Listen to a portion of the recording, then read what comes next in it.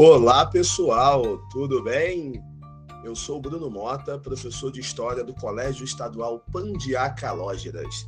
Trabalho nesta instituição de ensino há 8 anos e tenho 10 anos de experiência na rede. Além de aulas de História, leciono também Filosofia, Sociologia e Geografia. E hoje aqui estou participando do episódio semanal do Podpend para falar um pouco de independência do Brasil.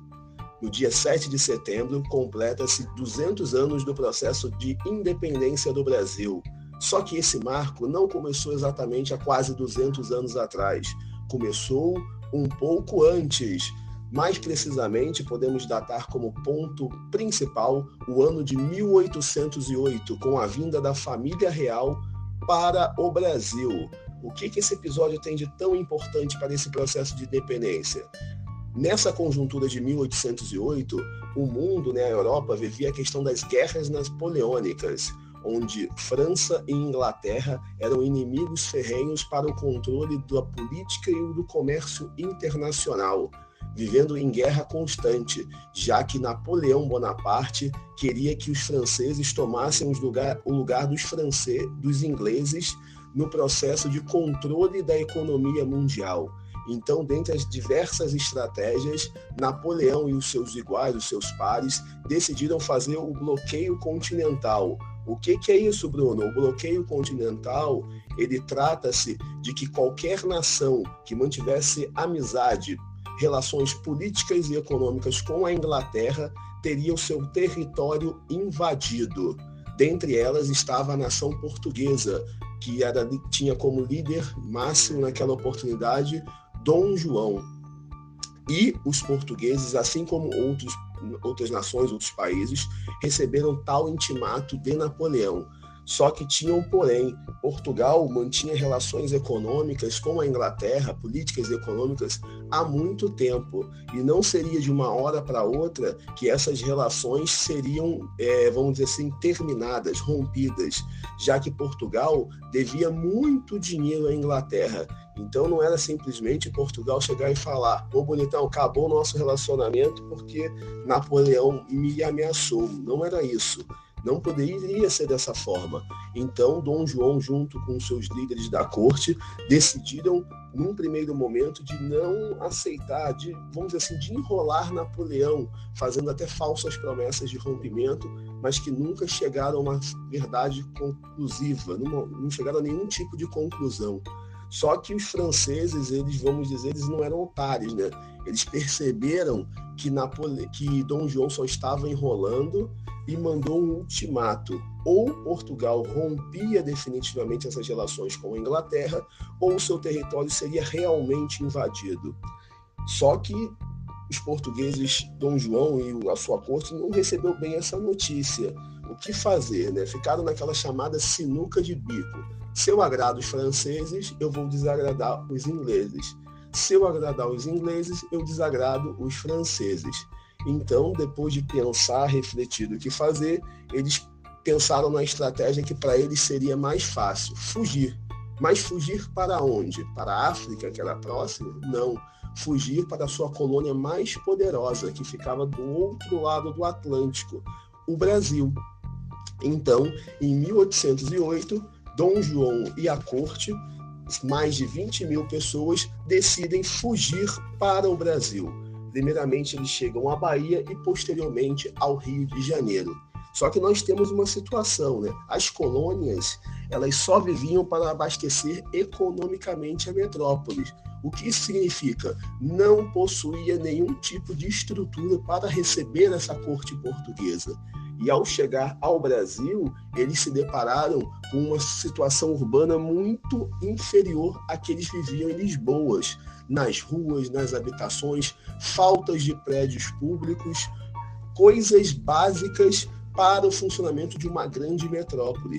É aí que o Brasil ele começa a mudar a sua visão nessa conjuntura do comércio mundial, já que ele é elevado à condição de sede do Império Colonial Português, do Império Português, já que Lisboa ficara sem administração pública e o rei estava aqui. Então, o Brasil acaba sendo elevado à condição de Reino Unido de Portugal e Algarves. O que isso tudo significa? Significa que o Rio de Janeiro simbolicamente deixa de ser colônia, o Brasil e o Rio de Janeiro simbolicamente deixam de ser colônia e se tornam a metrópole enquanto o rei está aqui. Isso é muito bem visto pela elite daqui, que sempre foi, vamos dizer assim, a colônia e acaba se tornando por um certo momento a metrópole, já que a família real permaneceu por bons anos aqui. Só que a guerra na Europa foi se desenvolvendo e Napoleão foi perdendo força até ter sido retirado do poder francês. E a ameaça de uma invasão napoleônica já não existia mais. Então, depois que as guerras napoleônicas terminaram, as cortes que ficaram em Portugal, elas exigiam o retorno do rei para Portugal, que no momento ficou meio reticente a esse retorno, mas devido às revoltas que ocorreram lá, a principal Revolução do Porto, com muito estrago, não só na cidade do Porto, mas em cidades vizinhas, o rei foi obrigado a voltar. Mas quando ele voltou, ele deixou o seu filho, Dom Pedro I, como príncipe regente do Brasil. Ou seja, o Brasil ainda mantinha uma posição estratégica importante desde a vinda da família real, só que ele já não era mais a sede do império, já que o rei voltara a Portugal. Depois que Dom João voltou a Portugal, as pressões continuaram para que Dom Pedro I também retornasse e o Brasil voltasse a ser somente a colônia, aquela que abastece a metrópole. Só que a síndrome de colônia já tinha terminado. As elites locais brasileiras também não queriam que Dom Pedro retornasse a Portugal e a pressão foi muito grande. E até pelos escritos da época, o próprio Dom Pedro também não queria retornar a Portugal. Até que em 7 de setembro de 1822 é dado o chamado Grito do Ipiranga, que para muitos historiadores foi um acordo feito entre Dom Pedro e a elite local para que o Brasil se tornasse independente do Portugal. E aquela frase histórica, que as margens do rio Ipiranga, Dom Pedro declarou a independência do Brasil, acontece nessa data. Uns historiadores vão dizer que realmente ele deu o grito, outros que aquilo era só um ato simbólico. No final das contas, o que vale é que nessa data o Brasil se torna independente de Portugal e em 12 de outubro daquele mesmo ano, Dom Pedro é coroado imperador do Brasil. O Brasil ele está independente de Portugal. E aí você fala assim, então o Brasil se torna uma nação soberana, Bruno? Sim, da forma da lei, aos poucos o Brasil vai ganhando sim essa soberania. Só que o Brasil ele é ainda independente, Bruno? Não, o Brasil, ele é independente no caso. Só que o que acontece? 200 anos depois desse processo de independência, nós somos sim independentes de Portugal, mas não acabamos sendo independentes das outras nações, né? Ou seja, o Brasil ele se torna em 1822 independente de Portugal, mas ele acaba se tornando dependente das nações poderosas econômicas, e isso ocorre até hoje. E que importância tem esse processo de independência? Ele marca a nossa história enquanto um país republicano. Inicia-se de uma forma imperial e se torna o Brasil que nós temos hoje. Um assunto, sim, que deve ser muito recordado, que é um marco da nossa história, já que vocês podem estar acompanhando aí nos telejornais da televisão e nos informes da internet, cerimônias com a vinda do coração de Dom Pedro para o Brasil e lembranças da época de 1822 estão circulando a todo momento.